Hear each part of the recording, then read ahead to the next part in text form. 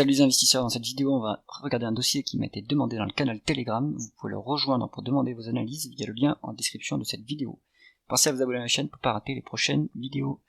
On commence tout de suite avec le cours de l'action Memscap, donc qui est un fabricant de semi-conducteurs spécialisé pour l'aéronautique. On voit qu'il y a eu un beau rebond depuis 2022.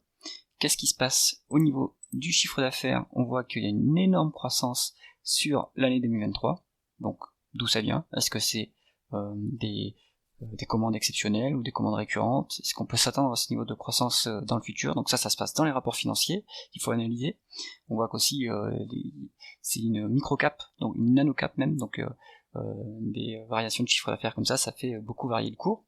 On va regarder ce qui se passe en termes de taux de marge brut. On est sur du 41,5, en médiane on est sur du 33, donc ça c'est pas mal. L'entreprise arrive à monter ses prix. Donc ça c'est plutôt bon. On voit que la marge d'EBITDA et la marge nette sont assez proches. On est sorti d'un tunnel où on était entre 0 et 8,5, et là on est sur des marges d'EBITDA de 14 et une marge nette de 13,5, donc ça c'est plutôt bon. On s'est vraiment éloigné du seuil de rentabilité, et donc on peut être confiant sur la capacité de l'entreprise à générer des bénéfices à l'avenir. Ça c'est plutôt bon, on est sur une société qui arrive à monter ses marges. On continue avec ce dossier qualitatif en regardant d'abord si les free cash flows se convertissent bien en bénéfices nets, et c'est le cas, les free cash flows sont plus élevés que les bénéfices nets, donc ça c'est très bien. Ça veut dire qu'il y a peut-être plus de dépréciation et ou amortissement que de dépenses en capital, ou alors que l'entreprise arrive à améliorer son BFR, donc ça c'est à regarder dans les tableaux de flux de trésorerie. Mais en tout cas c'est plutôt bon signe. S'il faut évaluer l'entreprise sur les flux, on utilisera les free cash flows s'il n'y a pas de dette, plutôt que les bénéfices nets, puisque les free cash flows représentent mieux la profitabilité réelle de l'entreprise.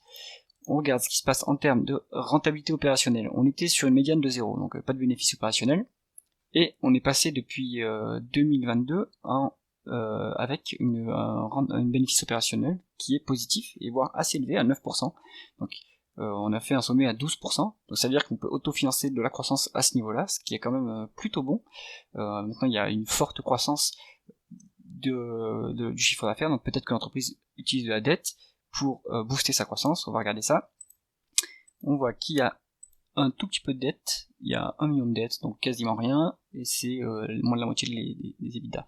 Donc pas de problème. On va regarder est-ce qu'il y a du retour d'actionnaires, mais là on est sur une société de croissance, donc en fait il n'y a pas de dividende. Ça c'est ce qu'il fallait, ce à quoi il fallait s'attendre pour une entreprise de croissance avec une taille aussi petite. On réinvestit tous les free cash flow dans le développement de l'activité.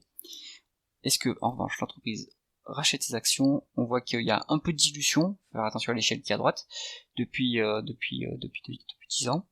Des dilutions par palier, mais il n'y a pas une dilution constante, et ni une dilution, il y a quand même un petit peu de dilution. Il faudra faire gaffe si on est actionnaire. Qu'est-ce que dit le management à ce propos? Est-ce qu'ils veulent, à quoi servent déjà ces augmentations de capital? Est-ce que c'est les dirigeants qui se rémunèrent en actions? Est-ce que c'est de l'actionnariat salarié? Ça c'est regardé dans les rapports annuels. Nous on préférait en tant qu'actionnaire avoir au moins un nombre d'actions qui soit plat ou qui diminue. À ce niveau de valorisation, on va pas racheter à ce niveau de capitalisation, on va pas racheter les actions parce qu'on risque de rendre le titre illiquide, mais au moins il faudrait que les actions soient stables. Continuons l'analyse avec la valorisation de l'entreprise. On peut se mettre soit en price to free cash flow, soit en valeur d'entreprise sur EBITDA. On va regarder les deux. On voit qu'on est on est à une décote sur la médiane de valeur d'entreprise sur EBITDA. Donc ça c'est plutôt bon. Il y a 15-20% de décote. Donc là-dessus on a une petite marge de sécurité. Qu'est-ce qui se passe en termes de price to free cash flow? Pareil, on a la même décote en price to free cash flow de 20-25%. Donc une petite marge de sécurité sur le dossier tout de même, intéressant. Conclusion du dossier Memscap, c'est une nano-cap de croissance.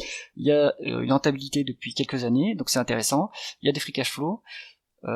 Juste un petit point sur la dilution, qu'est-ce qui se passe à ce niveau-là, mais sinon on a une décote en plus pour entrer sur le titre, donc pourquoi pas, on est peut-être sur un multi-bagger si l'entreprise arrive à délivrer son business plan. Donc intéressant, à surveiller, à mettre en watchlist. C'est tout pour cette analyse. Si vous avez aimé la vidéo, mettez un pouce vers le haut, et pensez à vous abonner à la chaîne. À bientôt.